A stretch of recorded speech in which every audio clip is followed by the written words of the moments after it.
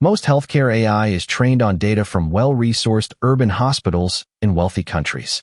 If you happen to live in a remote, high-altitude community in the Andes or the Tibetan Plateau, that AI was quite literally not built for you. Your physiology is different, your healthcare infrastructure is different, and the standard clinical guidelines do not account for your reality. This paper pioneers something genuinely new: agentic AI systems adapted for high-altitude populations who face unique physiological challenges. At high altitude, the body adapts to chronic low oxygen, a condition called chronic hypoxia, that changes what normal vital signs look like.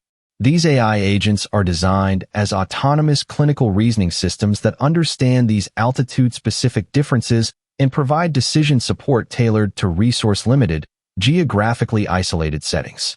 Here is what makes this work genuinely fascinating. The AI agents do not simply apply standard clinical guidelines developed at sea level. They understand how altitude fundamentally changes normal human physiology.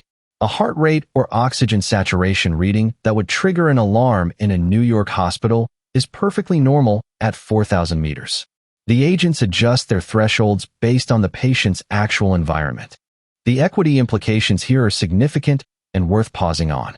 Most AI development serves populations that already have the most healthcare resources. Meanwhile, geographically isolated communities face enormous care gaps.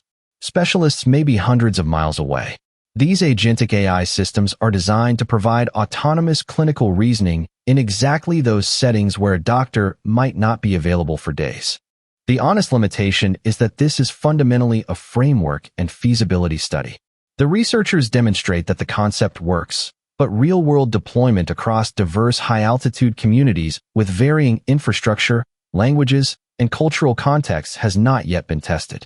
Moving from a research prototype to something that actually works in a remote clinic is a substantial engineering and implementation challenge.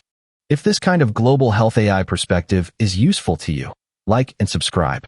We cover the full spectrum of healthcare AI research, including work that challenges who AI is actually being built for and who gets left behind.